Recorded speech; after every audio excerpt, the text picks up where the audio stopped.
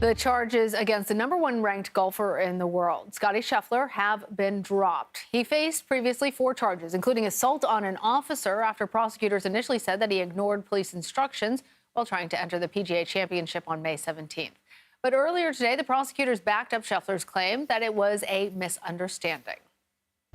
Mr. Scheffler's characterization that this was, quote, a big misunderstanding, close quote, is corroborated by the evidence. Mr. Scheffler's actions and the evidence surrounding their exchange during this misunderstanding do not satisfy the elements of any criminal offenses. Yahoo Sports senior writer Jay Busbee has been covering this story and joins us now. So, Jay, what do we know about this misunderstanding between Scheffler and the officer? Well, it's clear that the way that this was presented was very starkly different between Scottie Scheffler and the officer. The officer said that he was dragged to the ground, that he had to seek medical treatment. And Scheffler insisted that all he did was follow police directions. And it's clear that the prosecution tended to lean more towards Scheffler's version of the events based on the fact that they've decided to dismiss all the charges and dismiss them with prejudice, which means that they can't be refiled. So it seems like Scottie Scheffler's side of the story is the one that the prosecution is going with.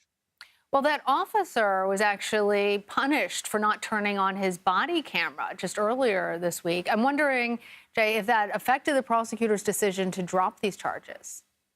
That absolutely did, because we don't have a documentation of the interaction between the officer and Scheffler. So there's no way to show exactly what happened. We have some distant video that's taken from across the street from a fixed location, but there's no actual documentation of what happened. And so it's very much one person's word against the other.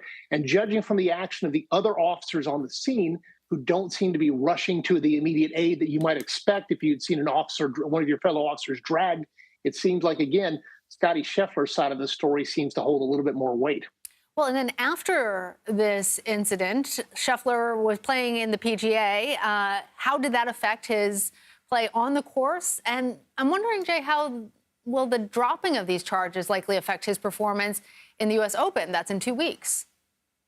Right. Well, the strange thing is that Scottie Scheffler comes out of prison and less than an hour out of prison shoots one of the best rounds of the day. I mean, it was absurd how well he played. Not to make light of it, but he really did. He played very well coming out of prison, better than most people in the tournament. But then it seemed to catch up with him on Saturday, and he fell far back. He finished 8 strokes off of Xander Schauffele's winning total. There's nothing to say that he would have necessarily won had he not had this interaction with the police, but you got to kind of figure being arrested, being charged with a felony has to work on your mind. And similarly, having these charges taken away, having them removed, not having to appear in court is going to be a lot more of a weight off of his mind. So it's not like Scottie Scheffler needed any assistance at this point. He's the world's #1 golfer, but not having that burden around his neck is certainly going to be make for a better U.S. Open for him. Well, and it has made for a very interesting story that has had everybody talking. Jay Busbee, thank you. Thank you.